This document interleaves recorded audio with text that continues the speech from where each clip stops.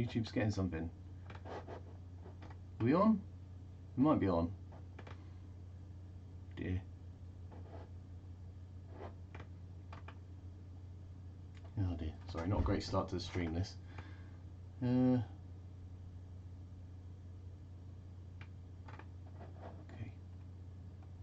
The internet can totally see you now. Stop using your encoder. Oh well. Right, if this is working now, maybe I can actually share this link somewhere. Not there. Oh dear me. This is very professional.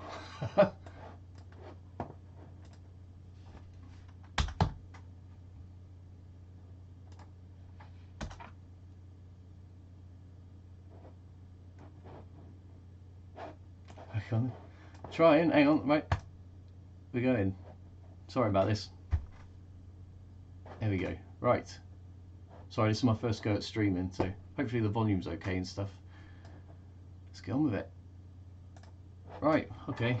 Yeah, in case you don't know who I am, I've made a few of the odd Dalek models back in the past. This is some of the shit that I've done before, so I'm not anything special, not exactly an expert, I just know a few things about Daleks, so that's something I've done. Oh, it's not going to let me scroll across, is it? Of course it isn't. With some stuff like that. So I might not be the best at Cinema 4D, but I do know a bit about Daleks themselves. So here's another example. And then this is a gold Dalek I built about 12 years ago, so hopefully we can do a bit better than that. And then yeah, let's give it a go then.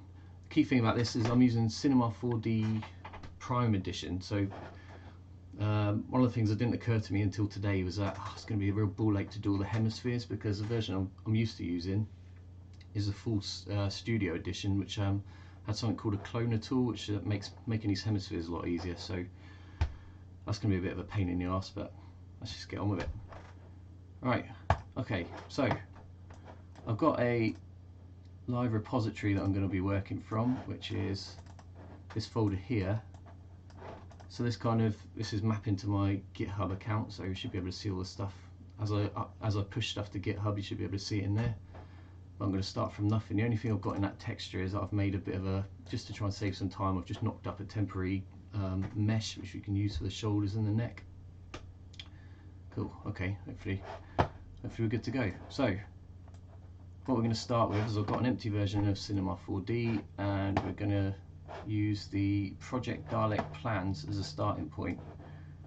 So I know for a fact that this Dalek, well actually I'll tell you what we should do. We should work out exactly how this Dalek's made. So this one's the gold Dalek, so if we go to Daleks 6388 and we go to 70th day of the Daleks, it should tell us, God, exactly what plans we want to use for the gold Dalek. There we go. So the gold Dalek is Dalek 7 in the midsection and Dalek 2 for the skirt. So that means using two different, well, kind of using two different sets of plans, but I'll just talk around it. Right, so actually the skirt section on the Project Daleks site is identical for Mark 1, Mark 2, Mark 3 Daleks. The only difference is where the hemispheres are placed, so hopefully that won't be an issue.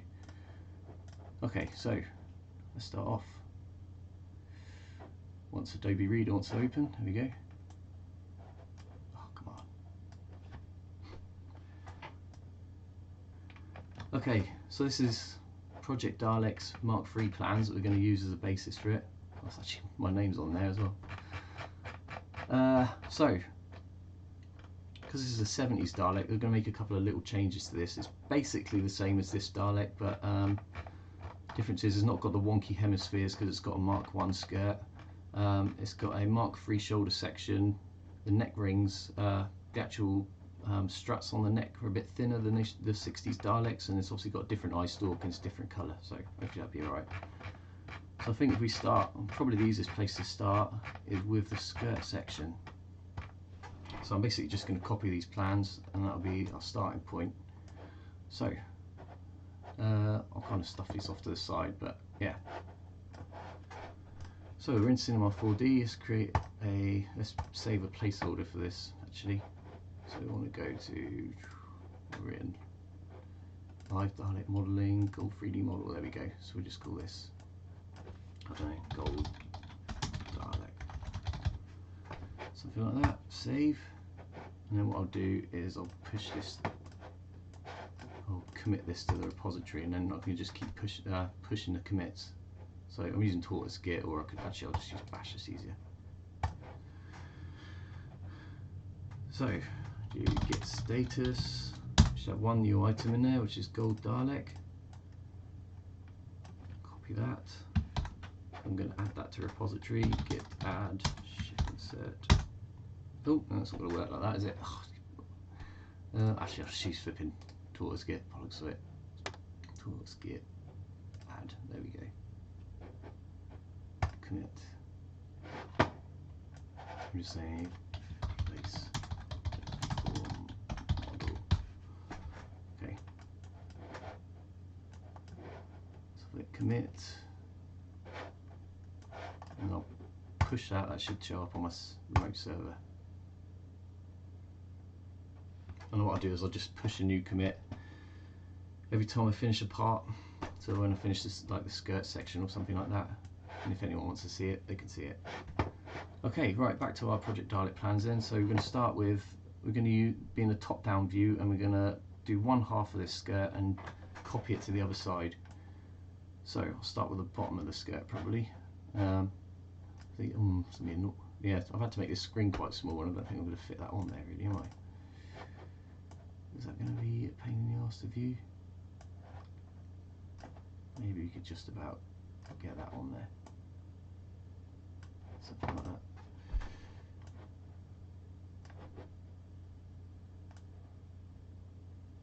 There we go. Right, okay, so we're going to go into top-down view. I'm just going to roughly plonk down some sort of shape. Oh, now I'm in a... can't see where the spline tool is. Oh, they've changed it, haven't they? Oh, this is a new version of Cinema 4D. I'm not quite used to it actually. No, they have changed the way that lines out. Oh, brilliant. Pen tool. Okay, let's try this then. There's my origin. World axis. There we go. So can I do some sort of shape in there? Okay. Escape. Right, so the first point we're going to select is going to be that one. It's going to have a position 0, 0, 0. Okay. And then scrolling back, the next one is going to be, oh, I've done it upside down really, but it's no real difference. So the next one is going to be 90mm long and 100mm up. So the X position is going to be, oh dear, I've made this way too big. 90, I'll do it in millimeters, and 180. Yeah, I'm going to have to zoom this right in a bit, I think.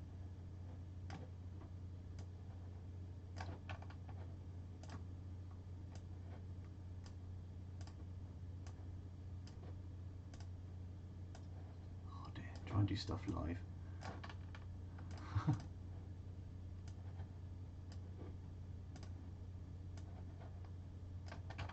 Right, there we go. So, next point long is 293 along, 315 down. So 293, 315. Okay. Next point along, 498. Oh, are you going to refer? Yeah, this should be recorded on YouTube. You should be able to watch this back. How thick will the metal be on the Dalek? Will it dent easily, and how will you fix the dents? Are you better off with the BBC blueprints or the Project Dalek ones? Yeah, I agree with Mark Barrett there. The BBC plans are terrible. And yeah, Kyle, this isn't going to be. This is one I'm just modelling a 3D model. It should be available, so it'd be quite hard to dent it. Yeah, I'd stick with the Project Dalek plans. They're pretty damn good. Mind you, I'm biased saying that, but. Okay, right, so what we got there, next point long, sorry, start long. So we've done that one, so we want 498 along. And then it is 377 up. There we go.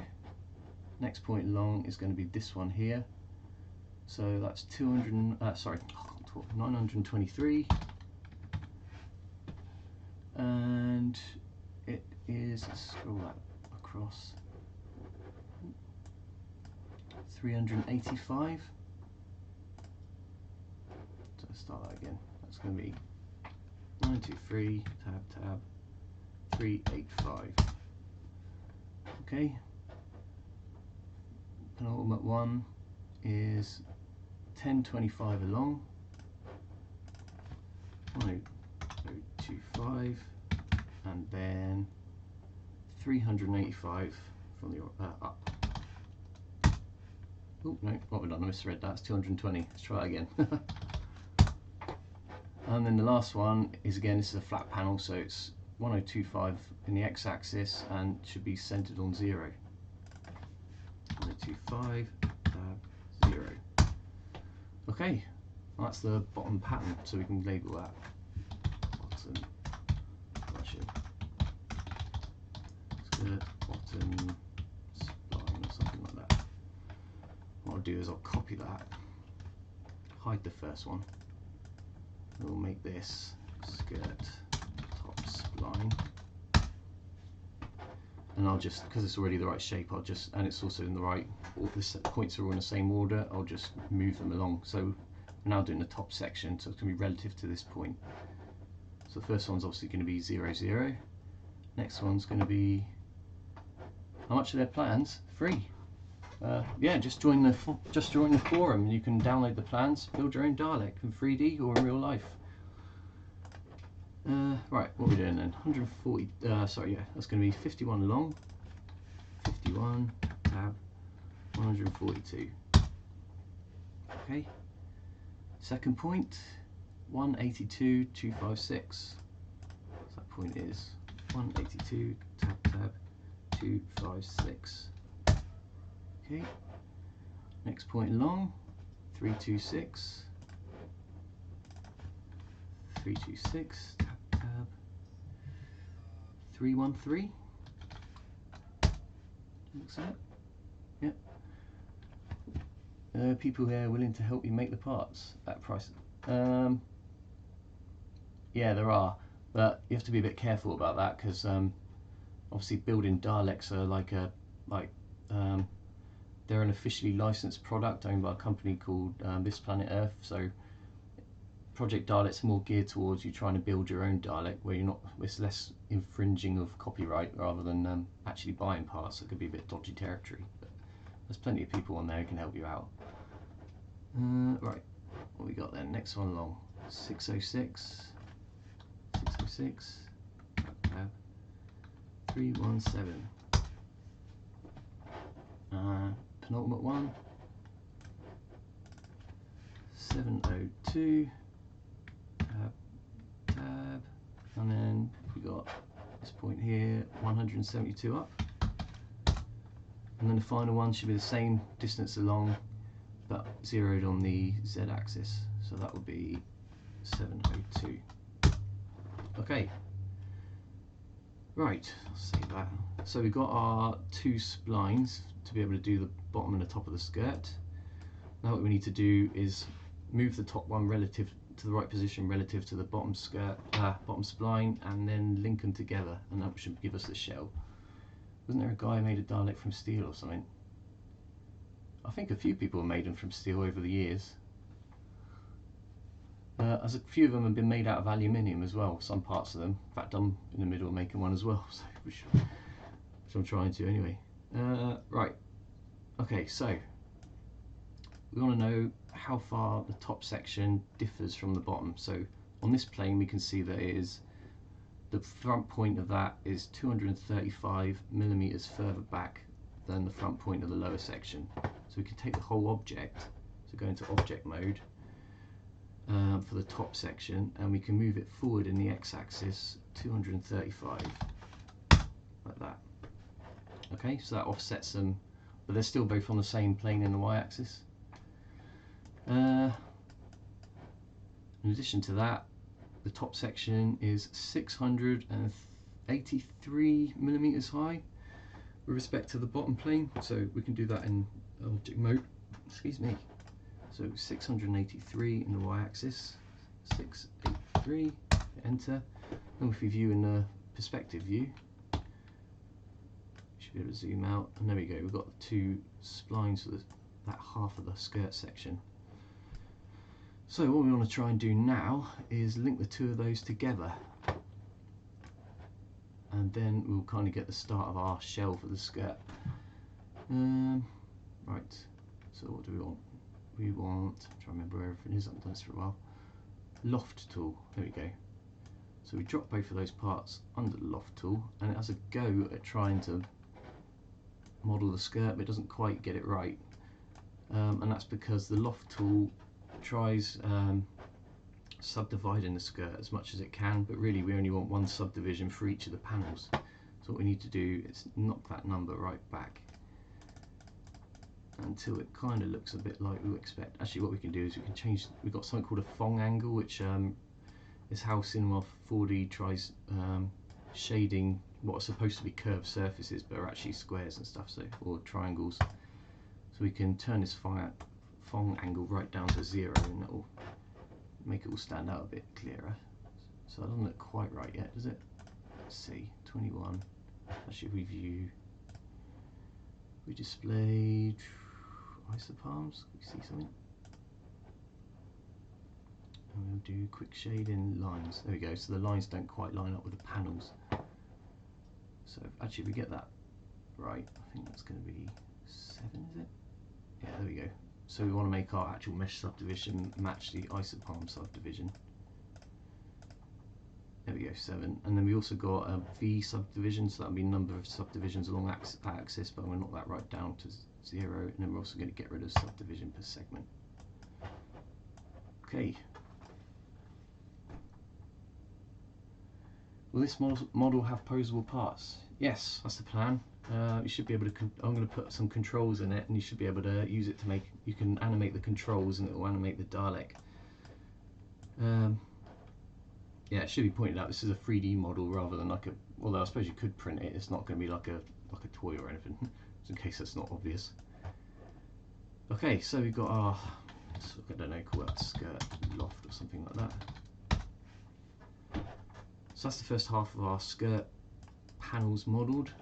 Now we need to mirror it in the, what's that going to be, in the XY plane to get the second half. So we can use the, what am I doing? Don't know, how do I use this computer? We can use the symmetry tool to do that. So we want a mirror plane to be XY, I believe. Drag that into there, and there we go. We've got our basic skirt shell.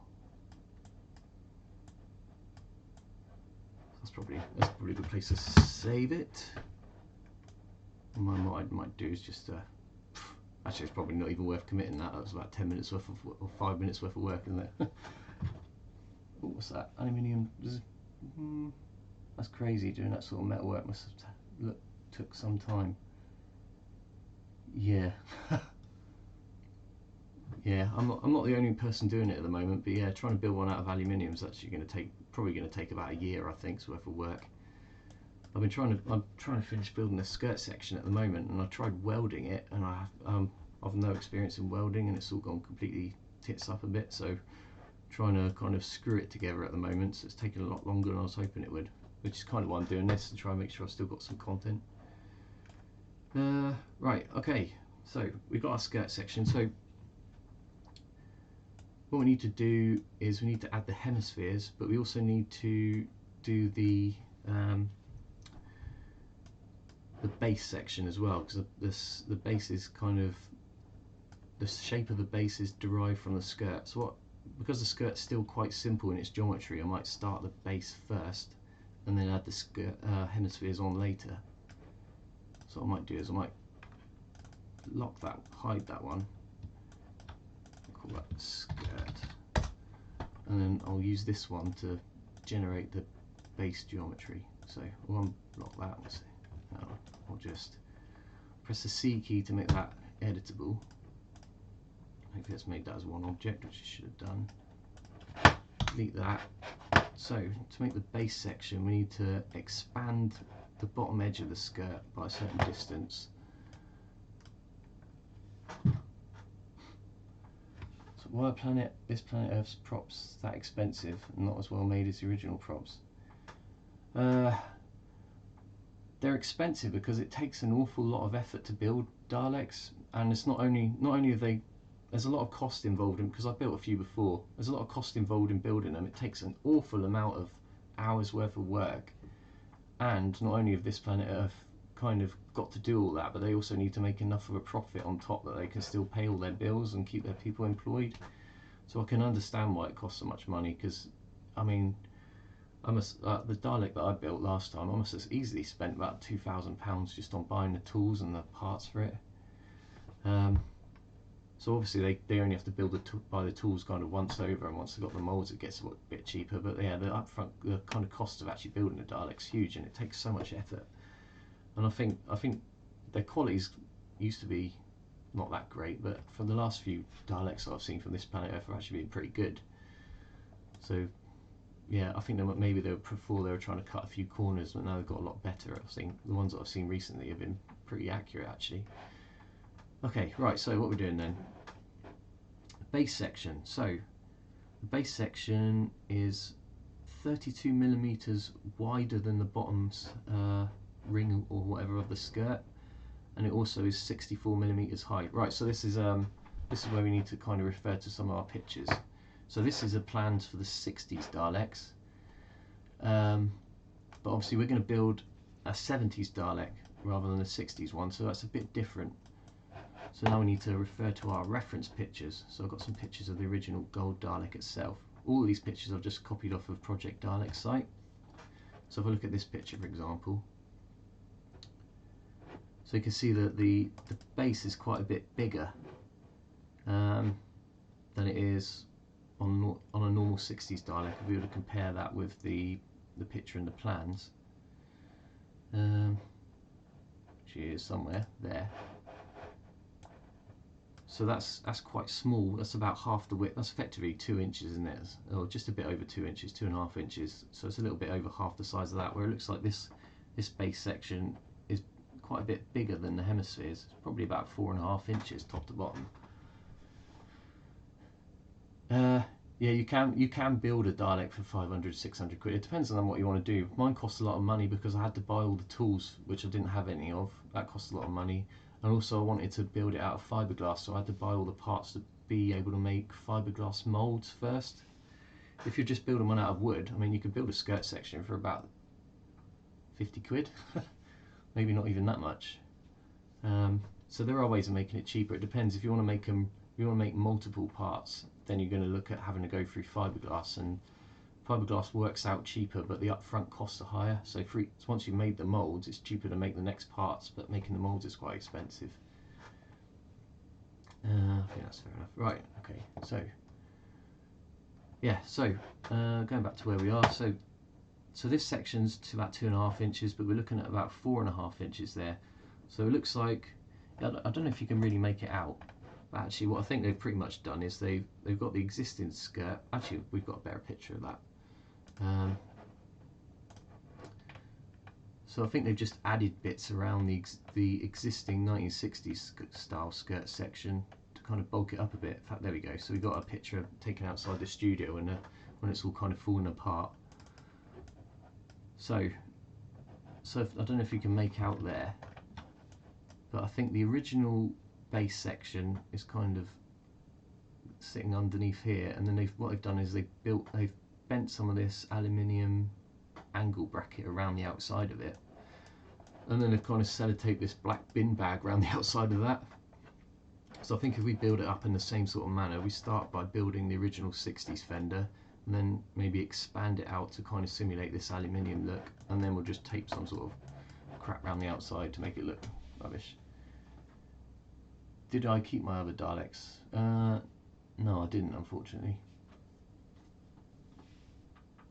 Yeah, Mark's right. The cost of parts is probably about 500, 600 quid. But if you're building it yourself, then you're not paying the labour. But if you're getting somebody else to do it, they've obviously got like an hourly rate you have to, and there might be multiple people working on it. So as soon as effort skyrockets. Is there much difference to the 60s and 70s? I thought there were just there are a few differences. Yeah, so this is an example. Obviously there's a different paint job. They're a little bit taller because I think the wheels are bigger. So I think that's why they've put this sort of bin bag thing around the bottom of the base section. There's other little differences. I think there's a different mesh that they've used in the middle of the. I think they've basically stripped these things down and rebuilt them. So they put like a coarser mesh underneath the slats in the shoulders.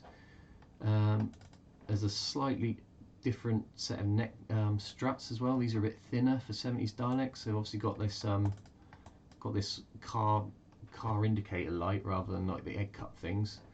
There's a slight change to the shape of the eyeball as well. It's instead of having like this sort of toffee apple bit, it kind of just it's kind of smoothed into the end of the tin. I think it's the same eyeball, but they put a bit of car body filler over the end of it.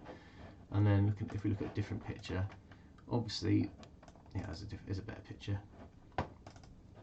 So we've got a different paint job, different lights, and then the eye stalk itself, instead of having kind of the white dot, it's now got a pupil, and it's kind of gone this off-white, sort of almost the same colour as the Daleks gold bodywork. And then finally there's like an oval in the middle of the shoulders as well, which wasn't there before. I think that's pretty much it. Other than that, like the basic shell is exactly the same. Ever seen a Project Dalek prop?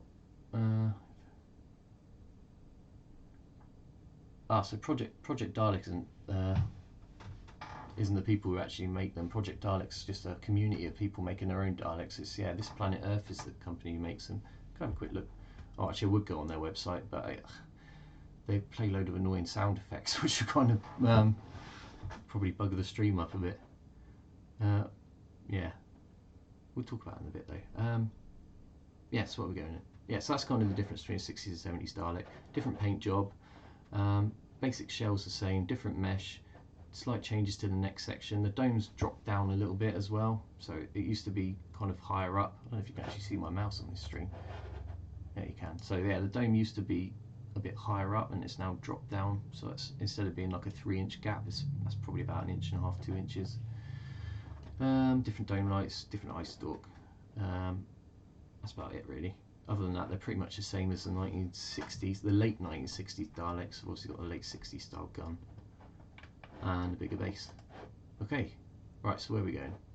Yeah, so what I was saying is that we effectively, what I think we've got is we've got the 1960s style base under here, and then they've extended it with this angle bracket with aluminium angle, and then they've taped this bloody bin bag or whatever the hell crap that is around the outside of it, which didn't seem to last very long. And then you end up with something a little bit like that. So that's what we're going to have a go. I think if we do that now, it keeps the geometry simpler, and then I'll cut the holes in the skirt and do push through hemis rather than sort of sticking them on the outside. Try and get that little bit more of a authentic feel for it. Okay, right, let's give that a go then. Right, so like I said, we want to copy, to start with the 60 style base, we want to copy the base outline of the skirt and expand it by 32mm, and then do what we did with the loft tool there, where we'll kind of have a top and a bottom piece, and we'll drag it down a bit. That's probably the easiest thing. So select that part, go to the edge tool, and we'll do press the U key and then do L. I think they've changed the flipping keyboard shortcuts on this actually. This is a different version of Cinema 4D than we used to these days. So U and L to do loop select, and we should be able to select the bottom edge as a loop. There we go, and we can use that. So now what we want to do is we want to convert that selection into a spline that we can make a new object from. So if we do, try and remember where this all stuff is. It's in spline. Nope. Create tool. Oh yeah, I'm looking for edge to spline. Tell that I haven't done this for a while. Commands. There we go. Edge to spline. Done. Right. So it's created this spline here.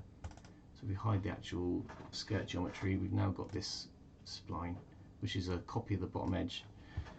Ooh. went up in price. Wouldn't mind as long as they're actual working props. Yeah, I think there's like legal reasons why they don't encourage people to use them as props. I think there's like liability that they could get sued if you you went down a hill in it and then toppled over and broke your arm, then you could probably sue them. So they try and cover themselves by basically saying they're just static display. Okay, so mesh, spline. So we're going to do create outline. Select that. We want to create a new object, and the distance was 32 millimeters. Hit apply. Now we have our outside edge. So I'm going to delete the original one. So I'm going to take that one. I'm going to we call that fender top spline. And then if I drag a copy of that, we'll call that fender bottom spline. So what we need to do is move that down by the appropriate height.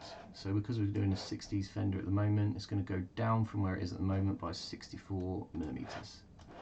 So go into object mode, select that bottom fender spline, and we're going to set its Y position to -64. Oh no, we're not. Let's undo that because I've got the access selection tool. So let's try that again. Make that -64. Okay, so now we've got two copies of this spline, which should be, if we add the skirt back in, it should be in the right position around the skirt to do the fender. So now we need to do what we did before with the skirt and loft one to the other. Okay, so where are we looking for? No, that's wrong. Let's try this one. There we go, loft tool. Drag that down there. So we're going to drag both of these parts under there. And again, it's kind of got the wrong number of subdivisions on it, so we need to cut that number right back down. So if we do it, we should be able to view what we want to do is make this kind of line up with where the marks off. I think 13 might be the right number actually, so we knock that right down to 13. Yeah, there we go. So now we've got the right number of faces to that skirt. Okay. And what I'm going to do actually, because I don't want these big top caps on the top, is I'm going to take those off. So I'm going to say none for the top and none for the bottom. So we just want the outer edge. Okay. So that's going to be, maybe we'll call that 60s fender because it's going to be inside the outer fender. And I'm going to go press the C key to turn that. Oh no, let's undo that. Sorry, did a lie. We need to make sure the V subdivisions, so that's the horizontal subdivisions, are set to vector. You just want one polygon. Turn that off. 60s fender. Press C to turn that into an editable object. There we go. So just add the skirt back on, just to give that a bit of context. Okay. So what I'm going to do is I'm just going to grab the top edge of that and the bottom edge, and I'm just going to pull them in a little bit, so leave a kind of a gap in the middle. I'm not going to make this. I thought about making this a sort of make it look like a prop on the inside and the outside, but I just don't think there's going to be enough time to do that. So we'll just keep it simple for the moment, but we'll try and make it at least as reasonable as possible. So we're going to select the 60s fender, going to go to the edge mode, select the top edge. I'm going to press the D key to do extrude, and I'm going to set the offset to 0. So I'm going to extrude a set of edges but leave them exactly where they are, so they're not going to move in any way. If I hit enter for that, so that's now created two sets of edges that are in the same place. But what I can do is I can use the scale tool to scale them in and bring them towards the middle. And now that's effectively like a real, kind of a bit closer to what a real fender would be like. I'm going to do the same on the bottom as well actually. So UL for loop selection tool, select that, press the D key, offset of 0, apply, and then I'm going to get the scale tool. I'm just going to scale that in a little bit. Okay, And then what I'm going to do is I'm going to make it, it's trying to smooth out these edges, so I'm going to change its Fong angle down a bit, say maybe 15 or something. Make it have quite fairly hard edges. Okay, so what we're going to do to start with is we're just going to bevel a few of these edges to give it a bit more realistic look. So I'm going to select those edges with View and Loop Select, hold down Shift, select that one, so that selects all of those outside edges. And then what I'm going to do is, am I going to do it this way? Yeah, I'll tell you what I'll do ring select, and I'll select all the edges, like the horizontal, vertical edges as well. So I'll do U and then ring select. What is that? I'm forgetting what the flipping key codes are now. That is, where's loop select, pass select, ring select. I'm being blind. Is it? It's not U R, is it? No, I don't think it was. U. Oh, it's B. It is B. Okay. So I'm going to ring select these edges here. Hold down the Shift key. Click those. I'm also going to do, just to make sure it renders the edges properly, I'm going to select those ones and those ones. So now I've got a selection of edges, and I'm going to apply a bevel to all those. So I'm going to press M and the S key for bevel. I want a really small offset on there, and I'm just going to put a small bevel on there, so maybe like a 1 or 2 millimeter radius on it. So we say 2 millimeter radius, and then maybe have, because this is going to be covered up, I won't go too much into it, so we'll go maybe 1 subdivision, just to make it look a little bit rounded. Okay. So if we turn our skirt back on, we now got something approaching the bottom half of a Dalek nearly. You could render that and see how it kind of comes out. So if I zoom in a bit actually here, you should be able to see that these are smoothed a little bit. Not much, but enough. But we're kind of going to cover that up, so I don't really need to do that. Okay. Right, so we need to think about how the best way to do this now. So what we need to do is kind of, going back to our pictures, we need to extend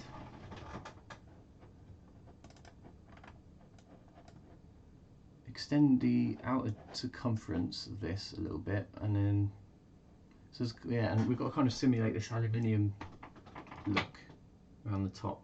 So what we could do is we could just make the skirt a little bit bigger, and then just leave it as it is, and then just kind of make it lift it up a little bit, and then depress the inner section. Maybe that's an easy way of doing it actually. Let's give that a go. So I'll tell you what I'll do. I'll make a copy of that, and we'll call that 60s Fender, in case I screw this up, I don't know, with alley angle or something like that, just so I know what that is. Unhide that one. So maybe if you make, let's try and work out how much bigger that is. So I reckon the fender would end about there. So what's that going to be? We're going to say that's about ½ an inch each side. If we made it an inch bigger all the way around, maybe that would look okay.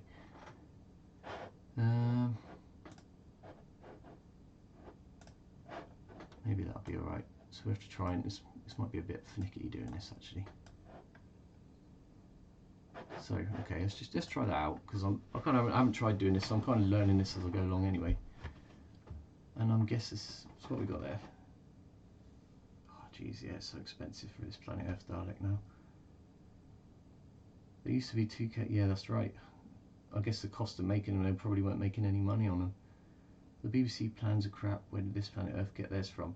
Right, okay, so they didn't get plans. They actually got access to, well, actually they had something on the door. They got access to a guy, Tony Chamberlain, I believe he was, who, yeah, like Mark said, he actually got hold of some of the molds from original parts. So his parts are effectively recast from the originals.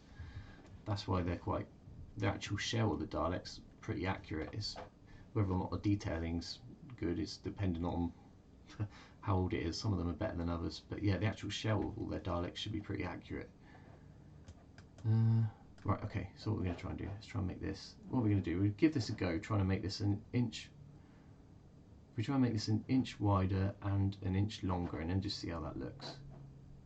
So if we make its X size, if we add 25.4 on that, and we add on its Y size 25.4.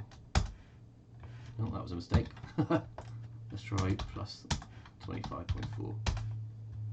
So that's half an inch wider each way. So what we want to do is now try and line that up. So it's, if we hide the skirt, try and line that up with the original fender so it still overlaps.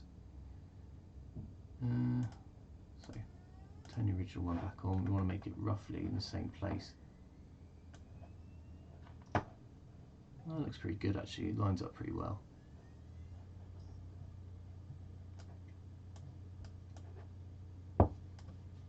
Okay, so go back to our picture then.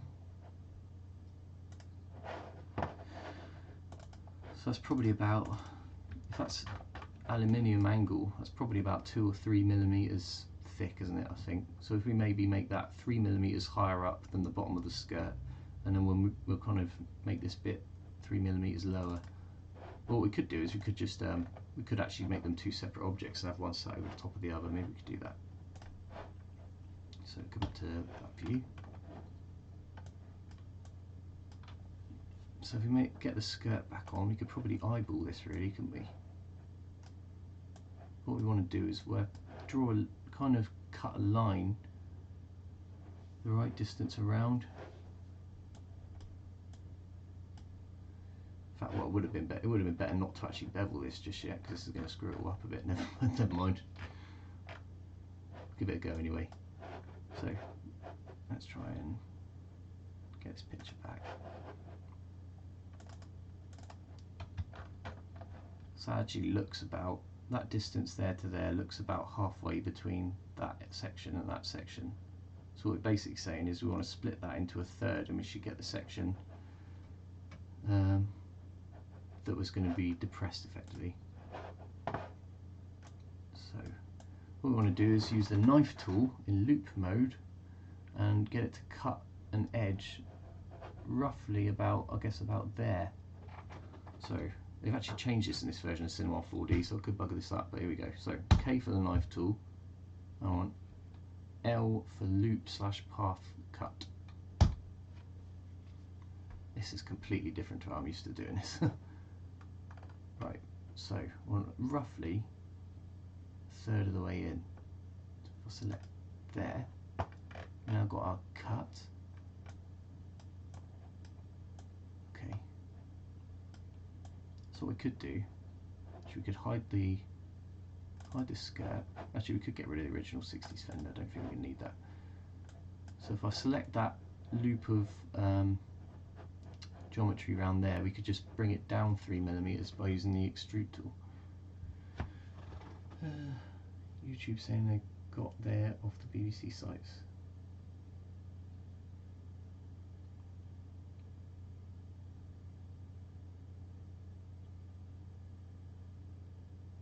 Isn't the plans ours anyway? We paid the taxes for it to get made. Yeah, it's not quite like that, I'm afraid.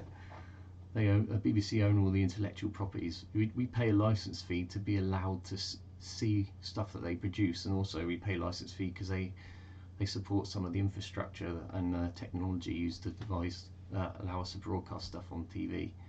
So we're not really paying. We're paying them to make content, but we're not. It doesn't mean we're necessarily paying them to own it ourselves, unfortunately. Right. Okay. So what we're gonna do is we're gonna. I'll tell you what. Then, if we move this fender up 3 millimeters, and then we'll bring this plane, with this ring of. If we go into polygon mode, go U, L for loop select, and we select that. We effectively want to move the object up 3 millimeters, but bring this ring of polygons down 3 millimeters, so it should line back up with the skirt. I think that's what we're after, isn't it? Yeah. Okay. Let's try that. So we'll go back to object mode. Select the fender, make its position 3.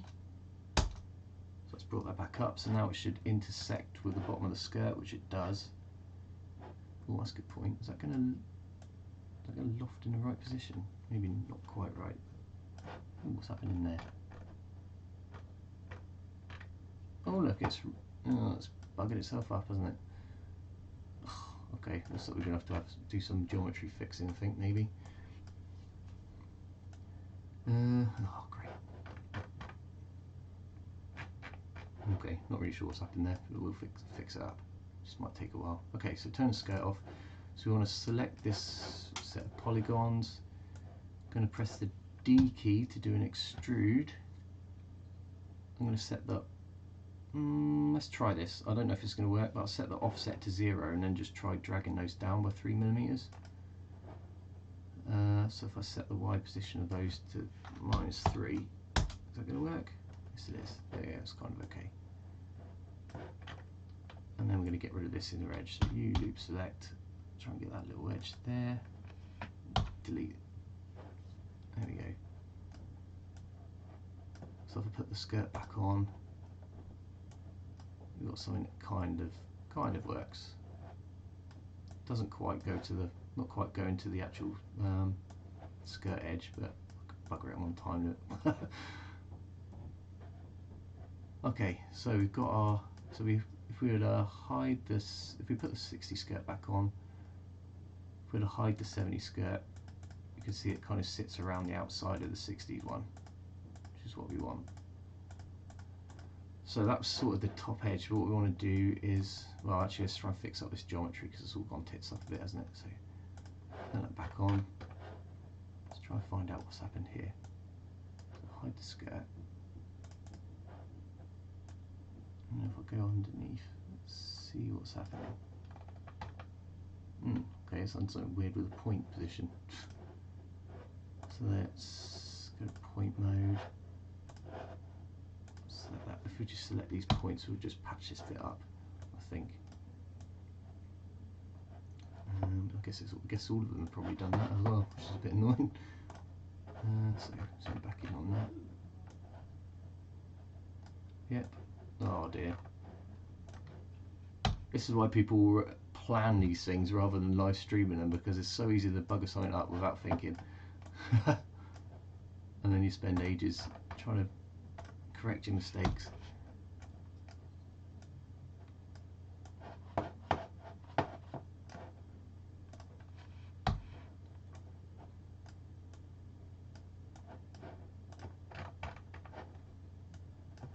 Delete that one. This one long. Oh dear, what have you done, Simon? Every time I model something, I'll screw something up. I'm also a bit out of practice with it as well, so.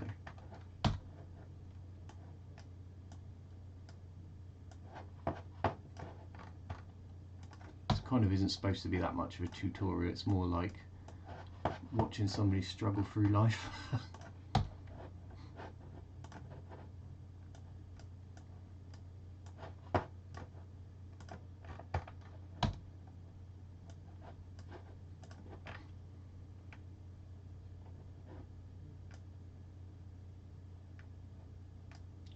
It's not the correct legal position. That's very delicately put.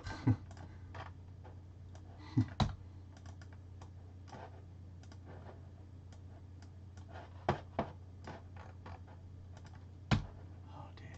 This is entertainment for you. Okay, right, I've cleared all those up, so now what I need to do is try and fill the gaps. Let's try and figure out what the best way to do that is. It's a bit of a funny shape, this, actually, because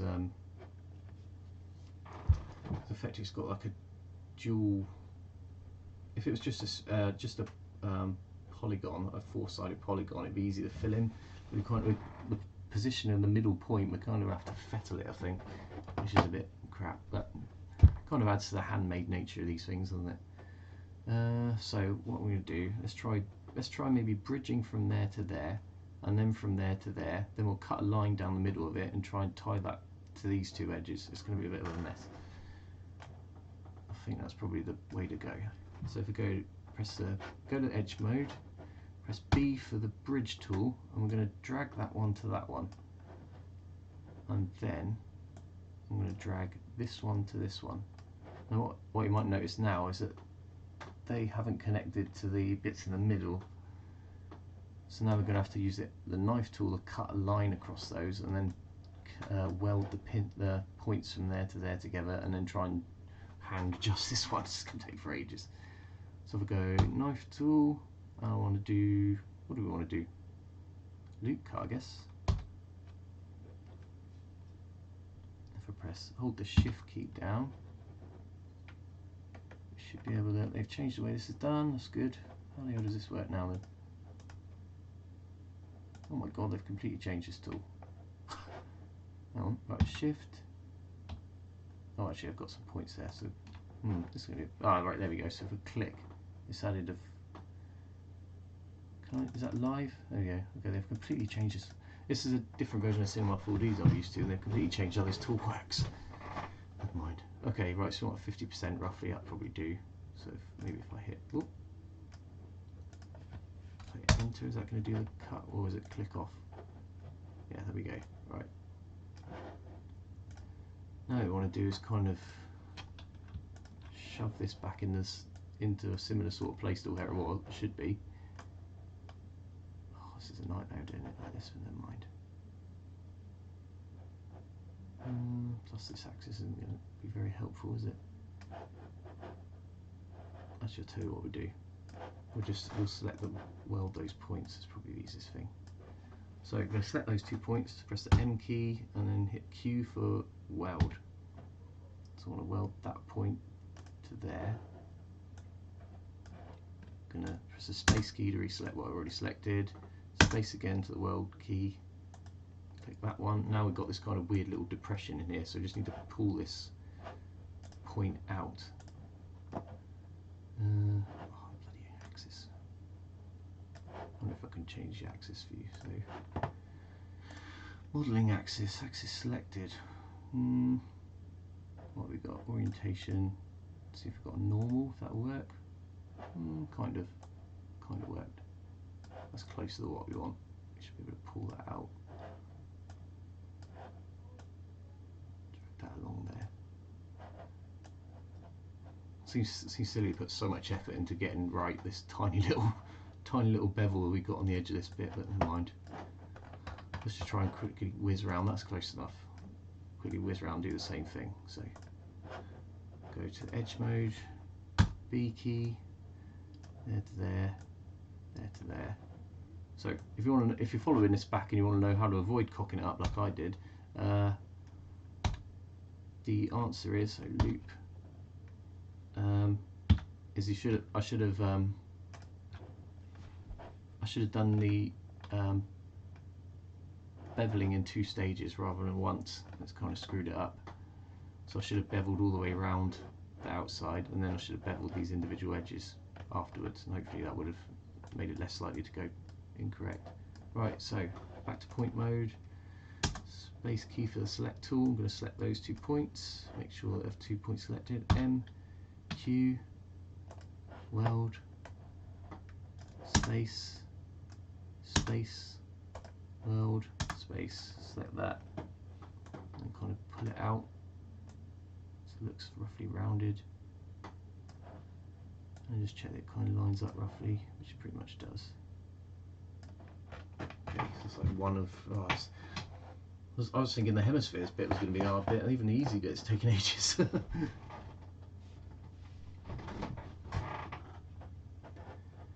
Oh dear. Oh, at least there's some entertaining chat going on, even if the video's crap. Right, okay, so select those 2. Actually, no, I want a B key. Drag that one to that one. Drag that one to that one. K, L.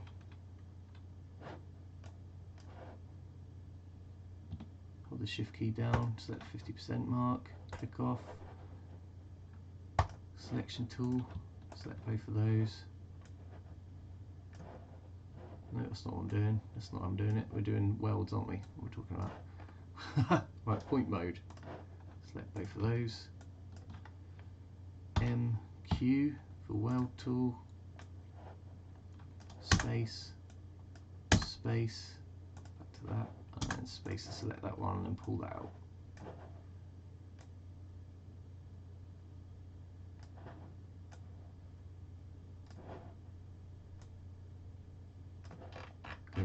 us how not to build a Dalek model. So I think we've done 2 now, haven't we? Or something, 2 or 3. Not point in the middle, so we've done 3. Oh dear, dearie me. Probably would have been quicker to build this again from scratch actually, but never mind. Carry on. Bridge tool, down to there, down to there. Zoom in. K, L. Hold the shift key down, select the middle point, click off. Point mode, selection tool, M, Q. Space, space, select space. Space switches between the last 2 tools if you didn't know already. Excuse me, pull that out.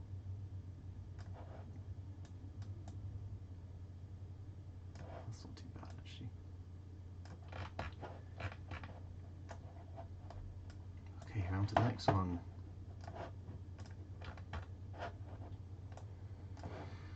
Edge mode, bridge key. Ooh. Ooh, what was that? Got a notification. Oh my god, I got a subscriber. Hooray. Welcome aboard. You're going to regret it. Knife tool. Loop mode. Shift key down. Click. Point mode. MQ. If you haven't already noticed, I'm correcting something I've completely screwed up. So this is off to a flying start because this is probably the easiest part of the entire Dalek to model. Never mind. Right, pull that out. I think that's good enough. On to the next bit.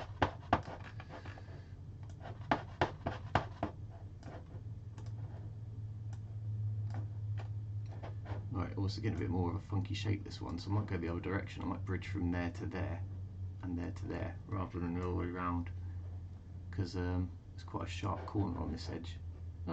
Maybe that'll be alright actually. Do you know what? Forget that, that'll be fine. Edge mode, bridge tool, B key. Drag that down to there, that down to there. Knife, loop select. Loop cut, sorry. Hold the shift key down, click off to make the cut. Point mode, selection tool, select both of those. MQ for the weld tool, weld to the top point. Space. You have to be careful when you're welding in like 3D mode, in case you select something in the background and weld that all together, and then your geometry completely goes to crap. So pull that out. You want to make that kind of follow the profile round. Actually, it does. Go that way a little bit, I think maybe.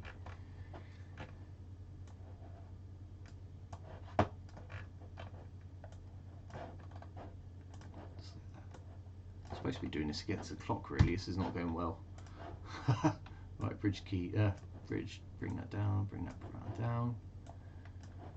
Knife, loop movement mode, shift key, click off. Point mode, selection tool, MQ, weld, space key, switch between the 2, space again, weld, space, click, select the middle one.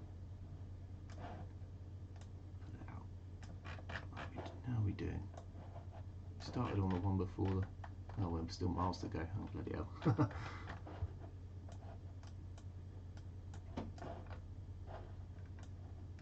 Right, this time I reckon we could bridge this way and this way, and it should come out correctly. We just have to do a knife mode from that point to that point, because we're not going around a corner. So, sorry, what am I doing? Escape. I'm going to go edge mode. Bridge tool, from there to there. There to there. Now because they're on the same plane, that should already be correct. So now all we need to do is cut from that point to that point and weld those points together. So we'll select that point mode. Oh, that's not going to work actually. Let's do, no, we'll go edge mode, knife tool, excuse me, knife tool, loop cut, hold the shift key down, click. Right, and now what we'll do is we'll make sure that we go to point mode, and we'll make sure we select, let's make sure that only select visible elements is off. Click there. Actually what I should do is put the number of points selected on our view. So what we got, so I've moved that as well, haven't I? Options, configure, should Should be able to view, is it here? Vertex normals, no, I want to filter HUD. I'll take the points I want selected, points, there we go, it's just showing we've got 2 points selected. That makes sure that we've only selecting the 2 that we think we are and not something underneath, so not something down in the background there. Right, so it's 2 points selected, we want to weld those together, so we go MQ and just click and they should weld in the midpoint of the 2, but they're at the same position, so it should be fine. So we go rectangle selection, select there, I've got 2 points selected, MQ, click, and they should be welded. So now if I select there again, it should only be 1 point. Okay.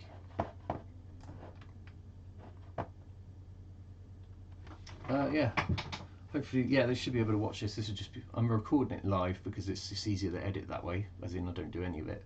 But yeah, it should persist on YouTube, so hopefully we'll get to the end of it. Probably take about 6 hours, I think, but we'll get there eventually. Plus the 20 hours of mistakes I'm going to put in by the looks of it, but never mind. Right, bridge tool, there to there, there to there, knife, loop mode, shift, select, click, point mode, that's an object mode, point mode, live selection, those 2 points, MQ, click, select, point, what are we doing there? Oh, axis selection on somehow. Okay, looks alright, getting there. It's nearly not buggered it up. Oh, I think I might have to scale my ambitions down based on how long this is taking, but never mind. I was going to try and do put lots of bevels on and make it look like it's all angle iron and stuff. I might just keep the outer shape and just try and make it look as like it would do if it's a real thing, but without putting all the extra geometry in. So click off to do the cut, and then point mode, set those 2, MQ, weld, space, space, weld, space, set the middle point.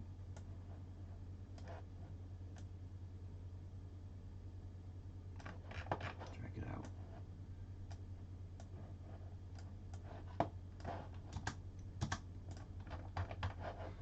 Okay, almost there. Edge mode, bridge tool, there to there, there to there, knife, loop mode, shift, click the midpoint. Point modes, live selection, MQ, top point, space, space, top point, space, middle point.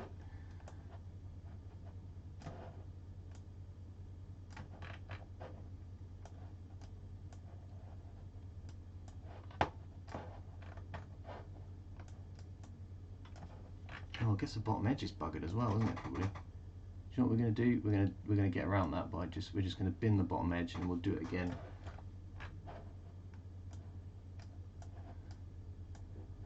Right. Okay. Edge mode, bridge tool, bridge, bridge, knife, loop mode, shift, click off, live selection tool, point mode, select, MQ, weld, space, space, weld, space, select the middle point, put it out, make it look kind of vaguely right. Good enough. It's all handmade anyway. There's a good thing about drawing Daleks. They're not really engineered. They're kind of hand fettled. So if you bugger it up, you can just claim, oh, it's authenticity. Never mind. Right. Okay. So I've also screwed up the bottom edge. But I think what we're going to do is we're going to delete all this stuff and we'll start again. But what we do have is we have this edge here. Let's put a tiny little bevel around this inner edge. On the top as well, just to give that a little bit of catch the light a little bit. So I'm going to go into edge mode, loop selection. I'm going to select that. I'm going to do MS for bevel, And I'm not even, do you know what, I'm not even going to put a subdivision there because I want to keep this quite low polygon, this object. Set 0. I'll just drag it out a little bit. Because it's on the inner edge, you're barely ever going to see it. But okay. So I've got something vaguely resembling a fender section there. Let's get it back on. Give it a quick render, see how it comes out. So it looks alright, we've got that sort of inner edge bit there. What we don't have is, we don't have where the various sections are sort of segmented. I'm in an iron about whether to do that or whether to just get on with some of the other stuff, because that feels like a waste of time compared to all the other crap we could be doing. Never mind. So that's something I would do normally, but we're on a time limit, so I'm going to let that slip for now. Okay, so going back to our drawing then, to our photo, it looks like that fender, a bit of aluminium is about the same depth as the fender, so I think we can just, I don't think we need to kind of bother extending it too much because it's all going to be covered by that bloody bin bag thing anyway. So give it a go. So what I'm going to do is I'm going to get a shot, because this geometry is broken here as well, I'm just going to delete it and then remake the bottom edge. So if I go into, oh, actually I'll go this way, I go to like a front view, because you can kind of see the whole lot there. What we want to do is select all the points that aren't on this edge, so beneath it, and then delete them. So if I go to point mode, you could do it, stage it like this really. So I'm basically going to select everything beneath that point, make sure that only visible elements is off, so I should be able to select everything. I'm going to hit delete, and scroll along, do some more here.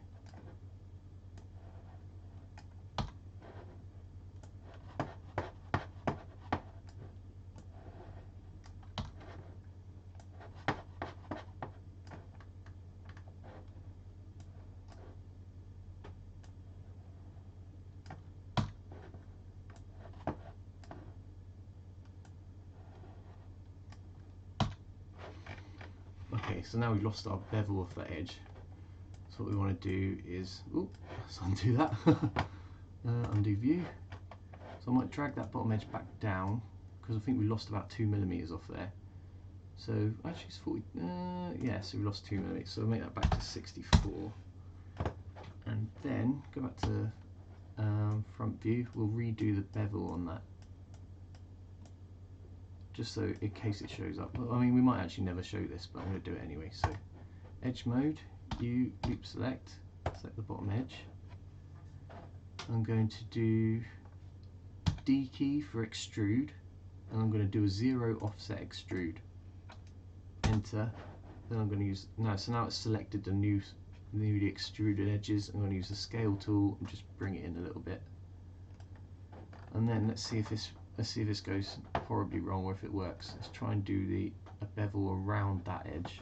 So U, loop select, S for bevel. Because it's going to be hidden, I'm just going to put a tiny little bevel on there. But actually, I'll tell you what, I'll put 1.5mm. No, I can't. And then we'll put one subdivision on it just in case. And there you go, it's worked that time. When it tried beveling both of those edges at the same time like we did on the top, it kind of screwed it up a bit. It's not, beveling is quite a complicated process. Ooh, point mode, let's do select. Ooh. So yeah, there we go. That's what we kind of wanted to happen on the top side, but never mind. Okay, so what we have is, now we have the aluminium section. So the question is, do we want to, when we're doing the texturing on that, do we want to treat that differently to the other section? So do we want to treat the aluminium different to the original part of the model? I think on this, because we're on a tight time frame, I'm going to say no. We're just going to consider it the same part. We could get rid of the inner one and then make them two separate objects. So we could get rid of the inner bit and then leave the 60s fender there. But I'll tell you what, I'll leave that part in there and then, no, I'll get rid of that. I'll get rid of that. I think let's, for the moment, let's save that and we'll do our git commit for our repository. So back to the live modeling folder. So there's my repository. So I'm using Tortoise Git here, but I might actually do it in Bash in case you're doing this on Linux or something else.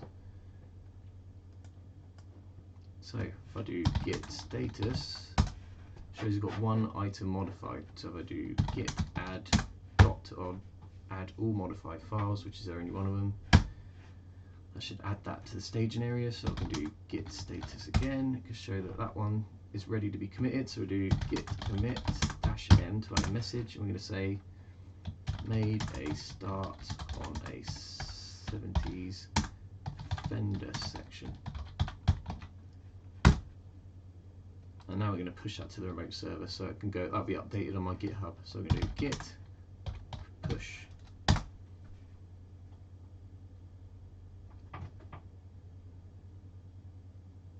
Okay, so that should have moved that copy of the Cinema 4D file onto the Git server, so you can see my. You can do whatever the hell you want with this god awful model, and it's free for everyone. Okay, right. What I'm going to do is, because my mouth's got a bit dry, just have a quick drink quickly.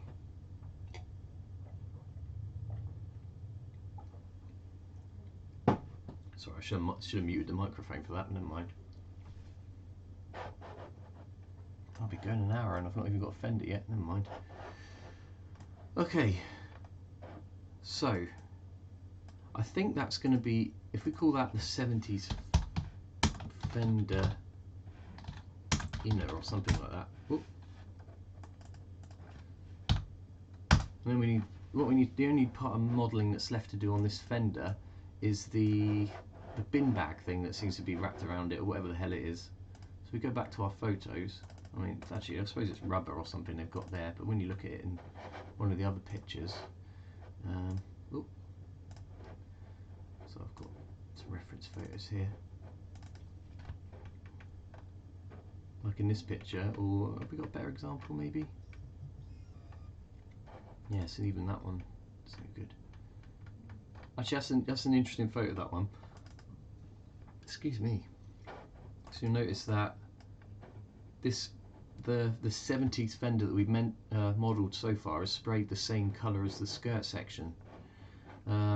It's obviously got, you can see that it's kind of worn off a little bit. I mean, I was going to try and do all that sort of stuff and add some texturing, but I think again I've spent an hour and 20 minutes just doing this Fender and a skirt, so I think we're going to run out of time to do that. But what we could do is we could UV map that roughly, and then if you wanted to paint these things on, you could do later on. I'll leave it up to whoever uses the model.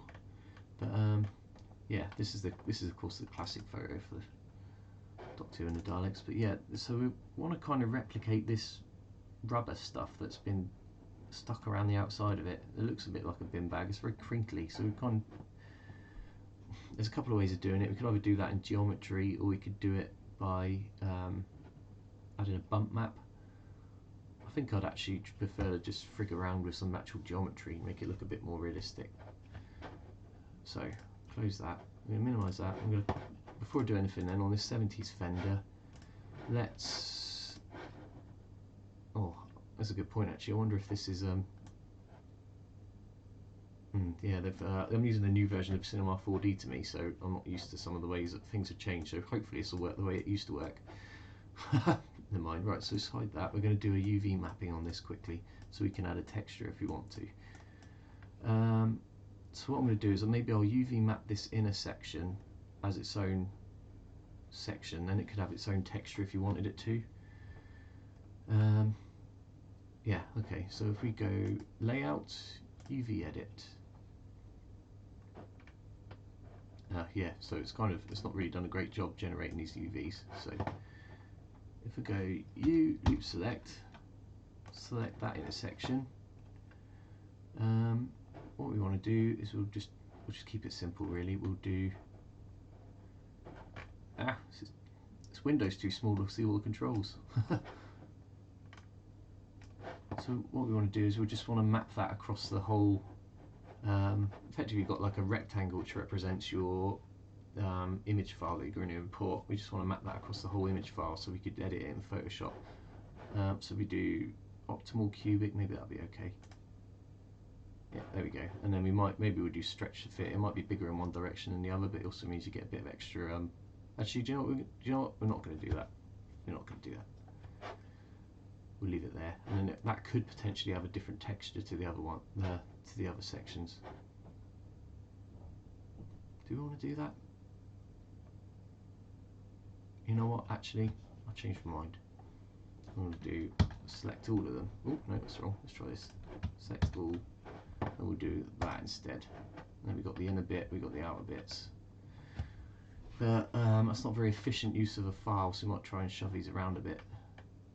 So, I haven't done this for a while, so I'm trying to remember half this stuff. So what we want to do is try and optimize the usage of the space on this. So these are all the bits around the outside. We can kind of leave them there as they are. I'm trying to keep this as quick as possible. What am I looking for? Edges, not edges. I want UV polygons. So we go rectangle, select. Oh, we've gone off the screen. Select all of those polygons. If we shove them at the bottom,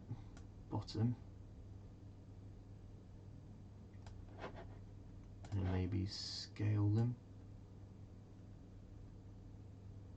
so they fit. If you're using procedural textures, this doesn't really matter so much. Oh, I've forgotten those two bits. I'll shove those over there as well. I want those to be kind of the same sort of scale. Ooh. Control select those two. So actually we'll put those out of the way somewhere.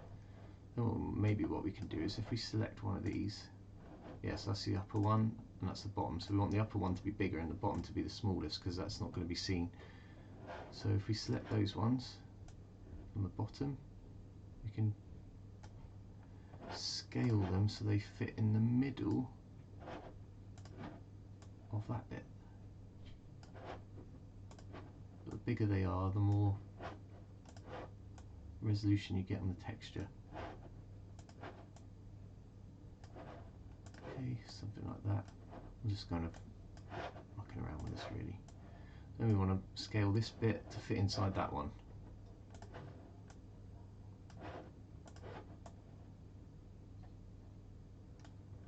Okay.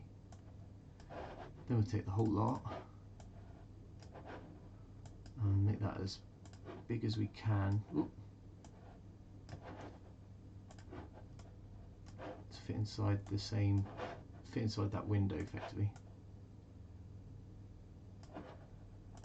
Scale.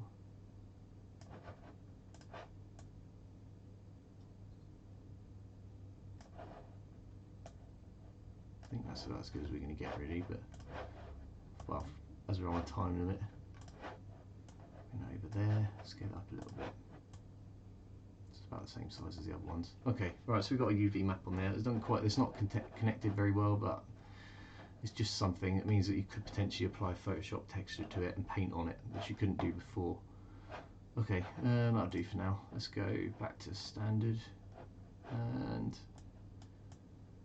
what we should do is we'll come up with a rough texture for that. So what we need to do is generate a texture that kind of looks a little bit like the gold paint. So we've got an example. There's a good. That's not really a good example. Let's try and see if there's a better photo for the kind of natural lighting colour of the gold. That one maybe.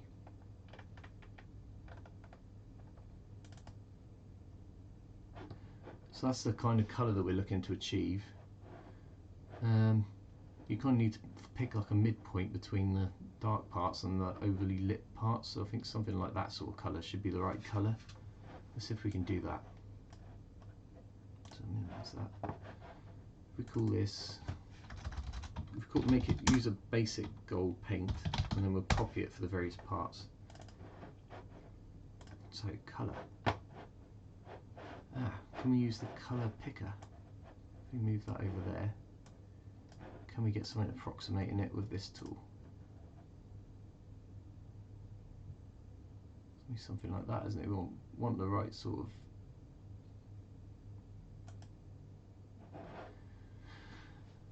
that's not looking too far off. Let's make it a bit more vibrant maybe.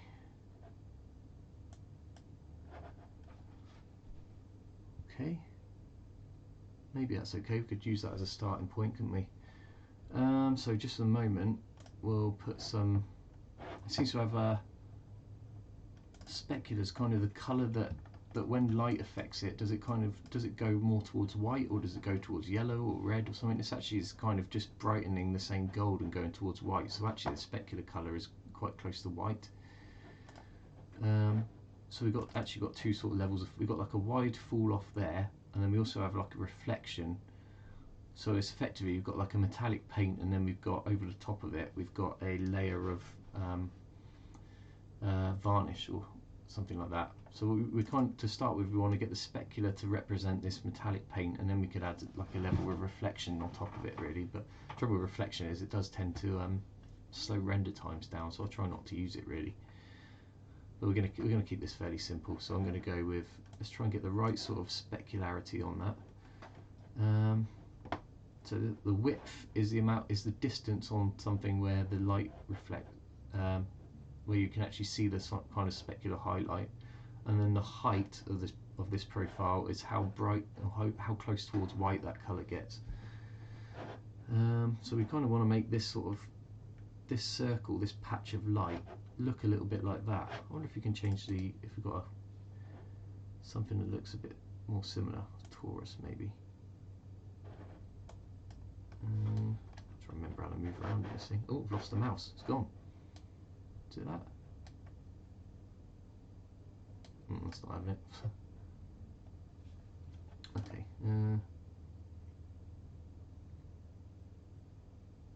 It's not that huge. It's not really as huge as it used to be, is it? I don't know. Maybe a sphere is better actually. Yeah, I don't really see any of those better objects. We'll go with sphere. Okay. So let's try. I think the width looks about right there actually. So if we just try increasing the specular strength, see how that looks. Oh yeah, we want this to be a Blinn object. That's like a metallic looking object. So we're actually not even getting that close. We've got a much brighter light source there, but that doesn't really get that bright, does it? I think that looks about, maybe even, that may even be a bit too high. Maybe it's more like that. That's about right. Then what we want to do is I think we want to add another layer of reflection to that. So if we call that default specular, we could rename that to gold metallic paint. And then we could add a new layer on top, which we can make, I don't know, Fong's quite good for like a plasticky reflection. I'll stick with the legacy one so I know what I'm actually doing.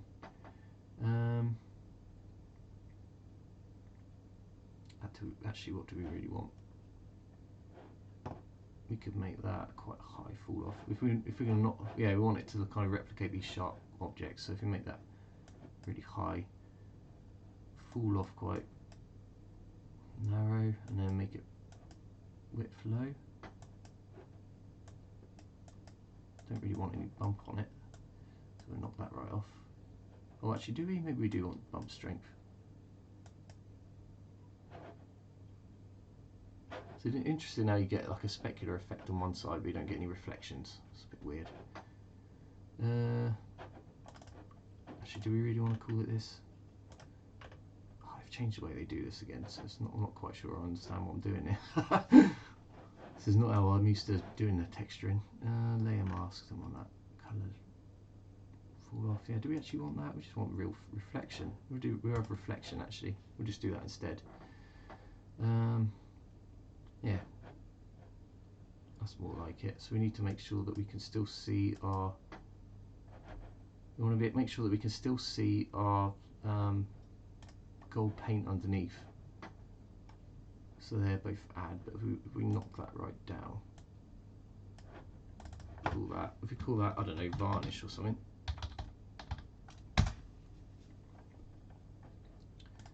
Select that one. We want reflection. Don't really want any roughness because that adds a lot. Specular strength low. reflection strength. So this is how much you can see objects. So you can just about make these things out. So we want that quite low. If you imagined that was just painted black rather than painted gold, how much could you see those? So I think something like that. Trouble is, this reflection probably is not going to be on the things like the fender and that, but never mind. We'll make it very reflective to start with, and then we'll just take it all back off again, probably. Right, and there's probably going to be a little bit of bump on there, so let's just chuck something on there. We'll put a little bit of noise on there, something like that. I tend to not like noise, I tend to go for other stuff. Let's see how this looks. Very fancy, but probably not what we're after.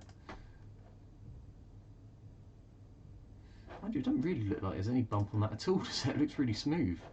We'll shove something, a tiny little bit of that on there. Maybe we can try scaling that down a bit. Let's try it. Maybe make it the opposite, so it's really small. And then we'll knock its scale down to something crazy small, like 1%. So it just gives it a little bit of an edge. Let's give it a bit of a blur as well. Okay, just roughly, let's just put a little bit of noise on there as well. So if we had a bit of noise for diffusion, I tend to layer this, but just for the moment we'll put something on there. I tend to like scuff marks. So what do I normally go for? Poxo.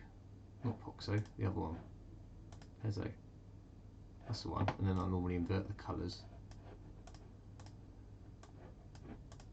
And that leaves these little marks. I quite like that. Just increase that. We're going to have to see how this looks anyway. But if we make the scale of that quite low, means you get like the odd scuff on there. We could add some more. You could add like multi-layers of noise for the texture, for diffusion, but we'll just stick with that for the moment. So let's try shoving that on the fender. Whoop. See how it looks. So we're just using a basic gold paint object, but we're going to eventually, if we get time, we'll make different customizations of it. See, look, actually that looks quite bright, doesn't it? Maybe the colours needs toning down a bit. Maybe that's better. So we shove that on the object, and then we shove it on the skirt. We've not got any proper lighting at the moment, but yeah, you can see there's quite a bit of noise rendering on this. Let's give that a render, see how that comes out. It might be way too much. No, we're getting there. The diffusion go right down though.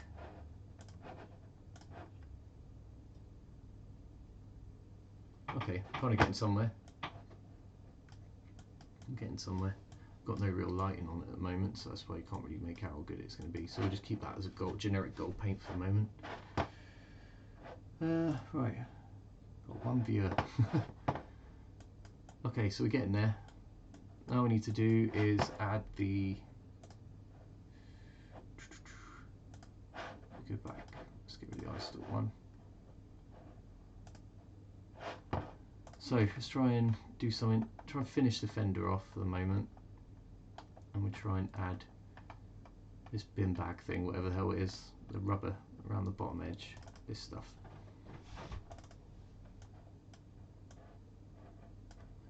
So that goes. So I notice that distance there to there is about. That must be about 5 inches top to bottom, I reckon. So we want that rubber to skirt to go what is effectively down to the floor. So I reckon that needs to be 5 inches high. Okay. So what we need to do is we need to start. Our starting point is effectively going to be this set of polygons around the outside here, isn't it? And if we just expand it a millimetre or two, and then we can make it taller and frig around with its shape. Maybe that's a good place to go from. So what we could do, we could copy that and make that fender bin bag full. Okay. Now if I go loop select, so I'm going to select polygons. I want to select just this loop round here, and I'm going to delete everything else.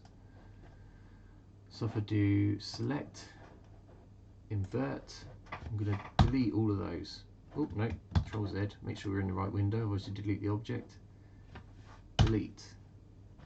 Okay, and now I'm going to take this off. Now we can see that section on its own. Okay. So now what we want to do is we want to. This doesn't have like 0 thickness, so we need to extrude it out maybe a millimeter in each one direction. Then we're going to pull the bottom down, and then we're going to cut into it and start wibbling and wobbling it around a bit. Maybe I think that's what we're going to do. So have a go. Control A, select all faces because they should only be on one axis.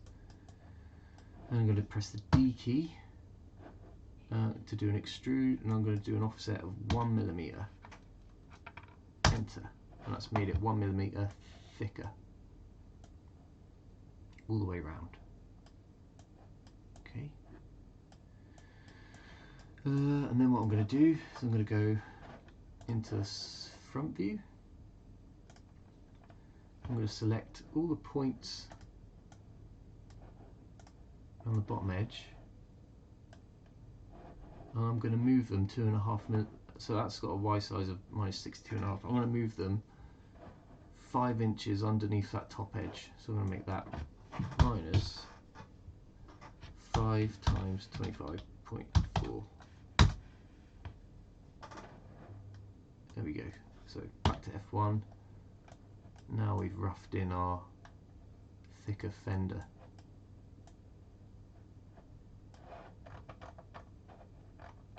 Actually, what I'm going to do is I'm going to go F1, no, F2, 3, there we go. I'm going to select those ones, and I'm going to just hand move them up so they're roughly lit, so they kind of overlap a little bit, because this is going to be a bit hand done. F1, and I'm going to just put a tiniest little bevel on these edges. Actually, am I? Maybe I'm not. I'm not actually. Rubber can be cut to a really sharp corner. I'm not going to bother beveling that, because basically because we're on a time limit. Okay. So we could knock up some really rough, if we call that, I don't know, bin bag. Oh, no. Bin bag. So this is effectively, if we go back to this, not that one, back here, let's try and go to our colour picture. How dark is it really? It's not exactly that black, is it? It's it's just like it's not even that dark a grey. It's more, yeah, it is quite a plain grey, but it's not really that dark at all. So shove that out of the way, shove that out of the way. So we're going to make the colour of that something like that, maybe. Let's get our photo back. If we zoom in on there. It's not too far off actually, is it? No, maybe a little bit darker. Maybe like that. Not going to be any darker than that. And then, so then we've got this kind of plasticky effect. So I guess I'm going to go with a thong reflectance on that. Quite a narrow. It's got quite a sharp drop off of light on there. So reflectance, and it doesn't reflect very much. Excuse me. So I'm going to change it from having this blin type, which is quite metallic, to thong, which looks a bit more plasticky. In fact, I think the height needs to be a bit stronger because it does go quite bright. In fact, it goes virtually to white, doesn't it? But I'm going to make the fall off very steep. And I'm going to make the width very narrow. Just something like that, maybe. Let's get back to it. Back to the photo. It's even brighter actually. It's very white. It's very white, isn't it? It's very white. I don't really want to use reflectance on this because it has to do a lot more calculations to do that. So let's shove that right up.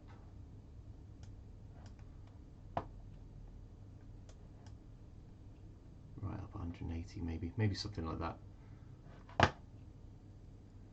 We're going to shove some bump on there.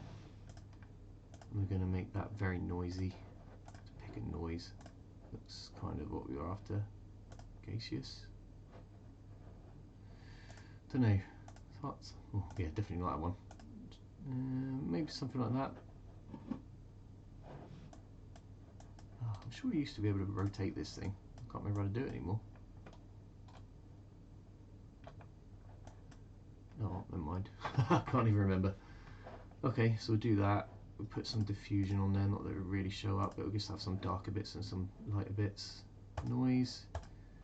Let's pick not the scuff mark noise, let's have a different one. Let's make that Luca. Let's try that maybe. We'll change its scale to 200. Just making this up as I go along, really, aren't I? I mean, mixed strength, let's keep that really low. 15 maybe. Okay, got a bump, got reflectance, got diffusion, got colour. That'll probably do for now. Okay, oops, let's close the render settings. Let's go back to the perspective view and we'll shove the bin bag material on there. Yeah, so then we're getting kind of what we're after, aren't we?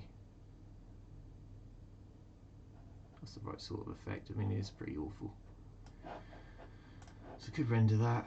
Well, we've got no lights actually. I'll tell you what, let's shove a few lights in there quickly, just for the sake of getting some sort of proper lighting. So I don't know.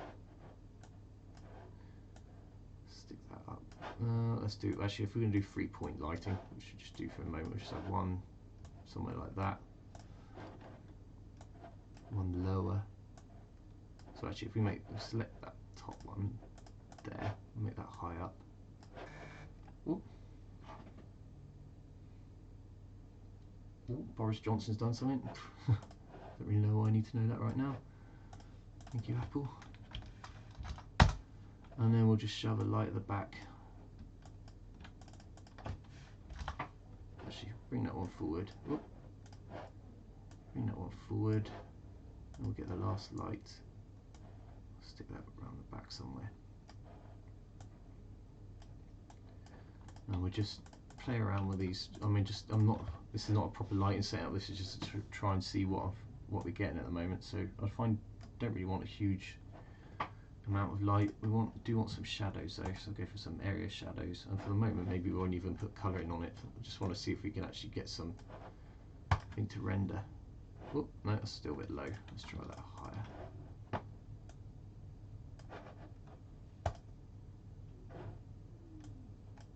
That's not come out very well at all.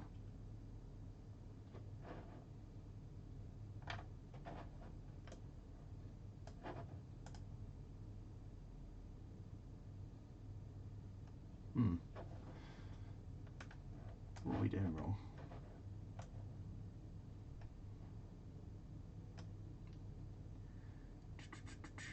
Visible light. No, that's not. I don't even want that stuff on there. Just want to keep it as simple as possible for the moment. Do you know what? Maybe it's our bumps too high on the. No, that's not looking very good, is it? That's not looking good at all. Maybe we need more specular on that then. Reflectance. Gold metallic paint. Let's try and bump that right up.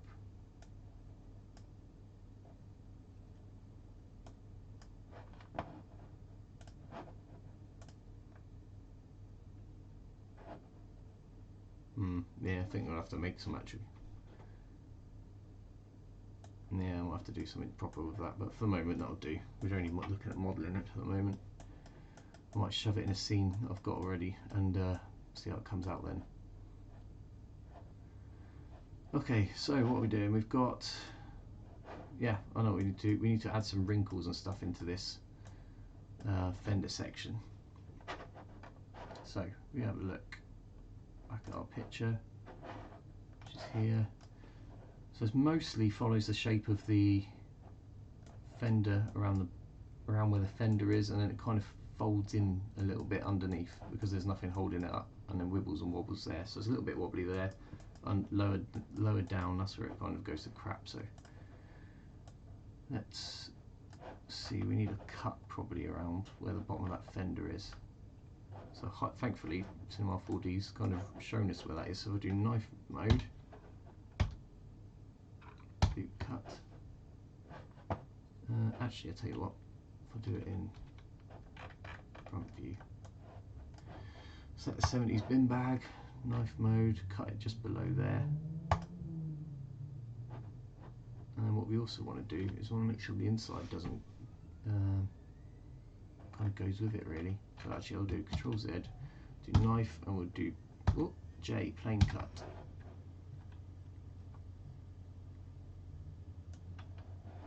Hold the shift key down. I want to cut everything, including internally. So if I do knife, plane cut, we want to make sure that's got restrictor selections off. There we go.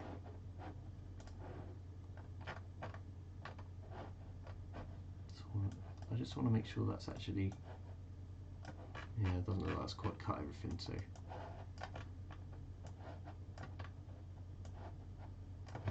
undo that again, knife, plane cut, knife, that was J for plane cut, that makes sense. Right, cut all, plane mode 3, number of cuts 1, restrictor selection.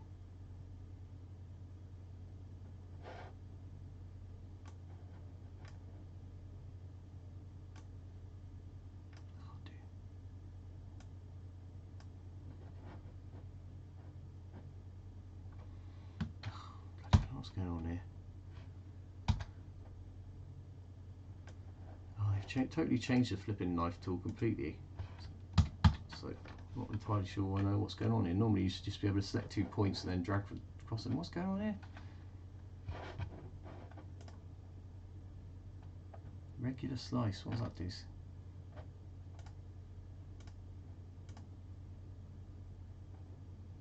try 3. Right, there we go.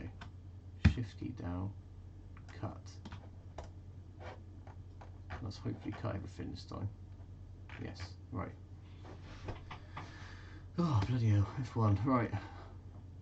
Now we've got some extra bloody cuts I've left in there now from pissing about earlier, but well done. Let's just patch those up. Do you know what, let's undo everything until I get rid of those.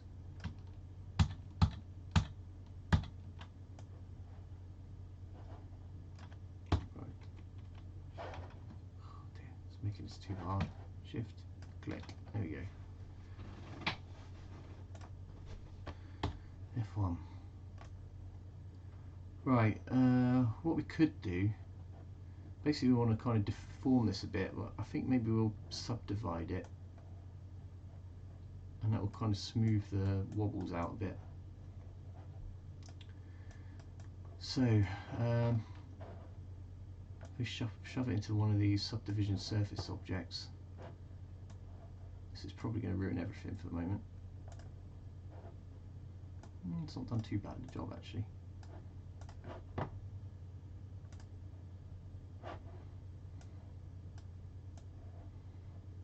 Now what we can do is we'll stick some knife cuts in there, pull a few things around, and hopefully it'll straighten it out a bit. So if we do you know what we could do? We could just rough it in. I guess we could just go kind of like that. Just shove some cuts in there.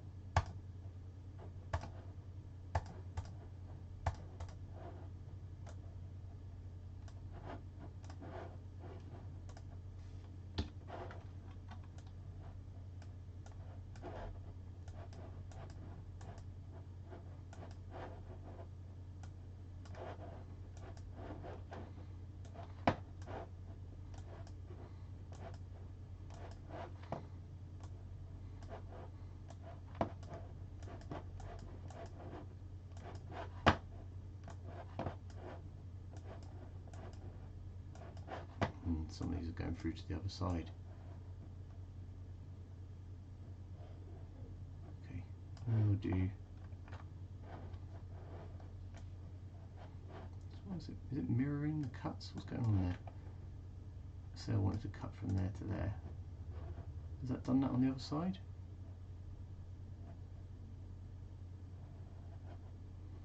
Kind of, right, okay, let's go back into the side view and shove a few more cuts in this way.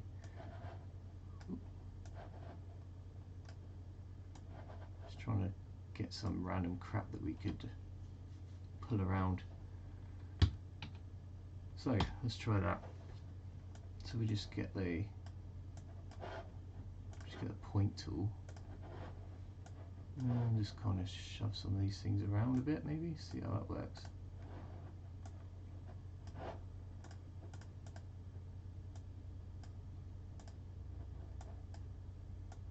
Actually, what I normally do, if I do point selection or move selection, we'll do the soft selection, and we'll put a bell kind of radius on there. So if I pull some of the bits around, let's keep that narrower actually, then it should move some of the other points. Let's do modeling axis, orientation, object. So grab some of these points, you should be able to move them and they'll pull the ones around them in. We need to make sure we don't intersect with the, so I should do the inner points as well. We just want to make sure we don't intersect with the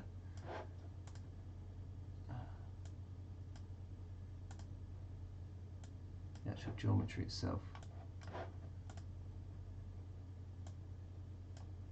So just kind of shoving this around a little bit, just to give it a bit of an organic feel to it. And we'll let the bump take good care of the smaller wrinkles.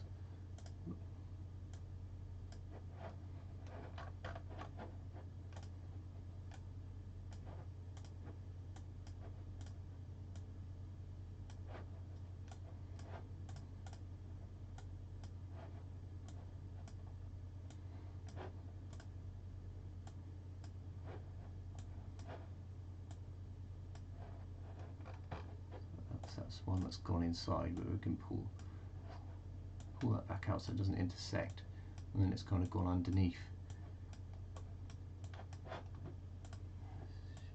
A bit. Go underneath a bit. Like I said, I can't really afford to spend a lot of time doing this. I spent one time I modelled some shoulder bands around the shoulders. I spent absolutely hours doing this, and I put so many cuts in it, but there's no real time, unfortunately. I'm just trying to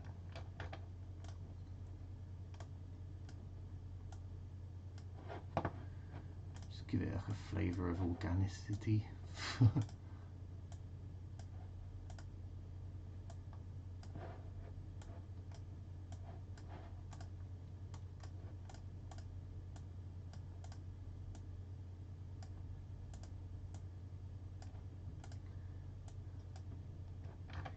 I've intersected again there, so I need to pull that bit out. Could also add a bit of wibble wobble to the edge.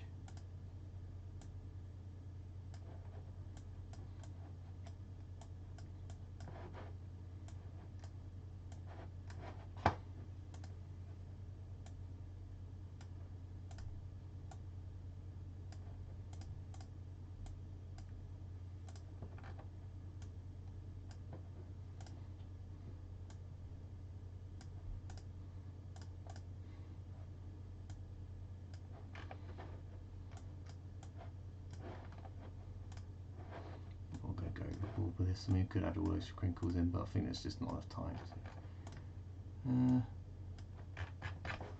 Okay, let's see how that looks. Turn off soft selection.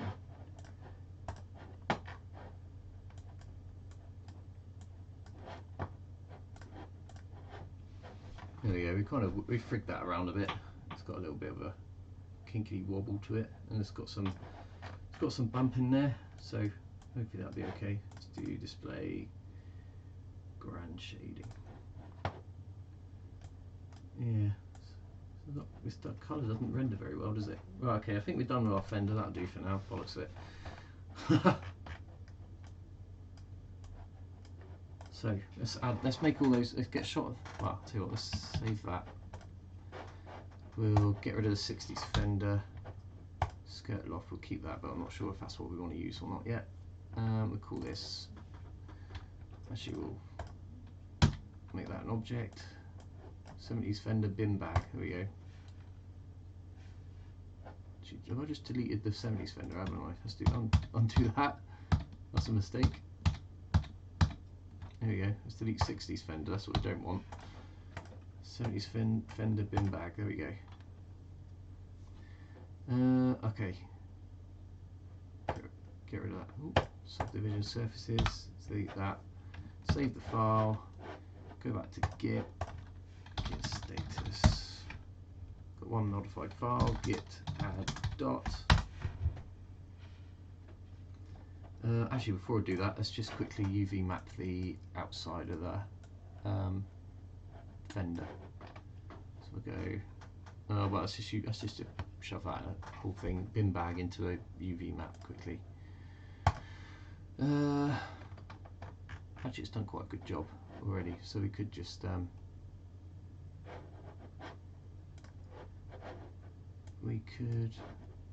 actually we want to go to polygon mode, make sure we selected all of them, and we'll go to UV polygons, select those ones, move those over there somewhere. Oh.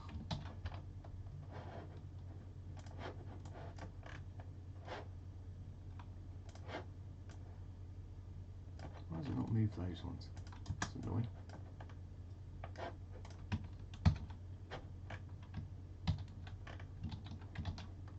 Put that back there. Well, we've got a polygon over there as well. Right. Select all the polygons and right. And then we'll select those ones. Nope. Oh no, sorry, the object polygons must not all be selected. Let's see what we do. Let's just try that, see how that comes up. And I'll select these ones. We'll just make that really, really small.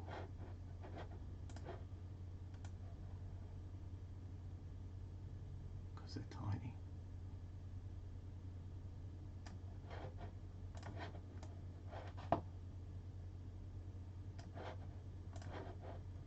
Shove that up there. Actually, move that over there. With those. Shove those over somewhere.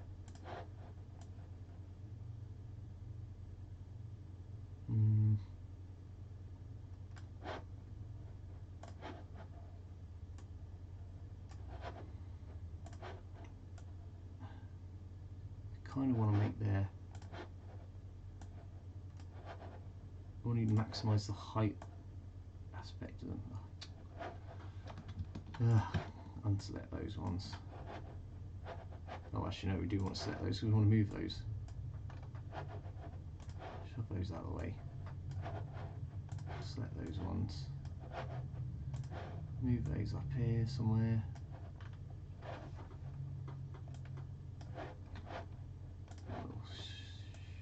Shove those ones in somewhere. Actually, tell you what, maybe they'll fit inside one of these ones.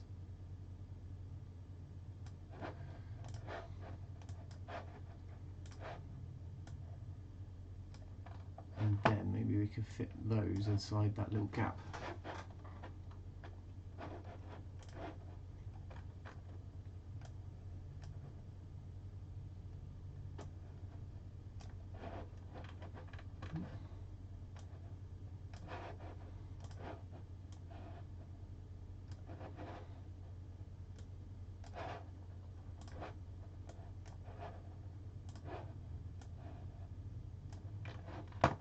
There, then we'll select all of those and fit.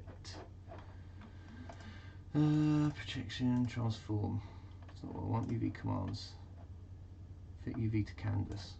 There we go. So it's kind of stretched. Alright, stretch the top of that, but at least these ones are kind of, we're using the maximal space for those. That'll do. I mean, you could optimize it more than that, but sod it, who cares. Okay. Standard. Now we're going to save it. Quick render. do. You're getting the idea out of it anyway. Right, file, save. Right, do that again. Status. Whoop. Git add doc, because we've only got one modified file, so you want to add that to what the hell? Right, do that again. Status, one modified file. We're going to do git commit -m. Done. Made fender. Rough texturing. And we do git push.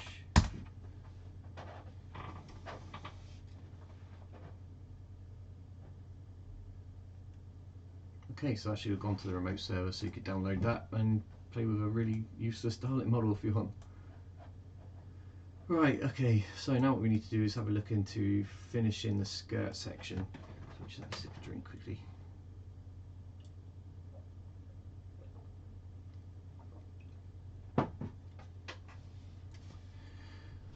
So, well, one viewer, that's probably me. So what do we want to do with the skirt? So we've obviously got the hemispheres to add to it. But because this is a 1960s skirt, I'm quite keen. I don't know if you've got a photo that shows it here, maybe.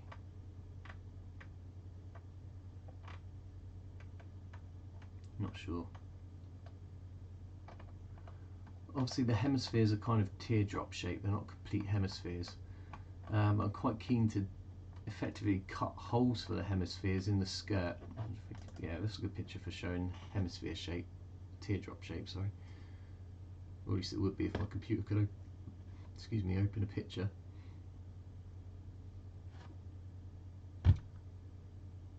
Earth to Windows.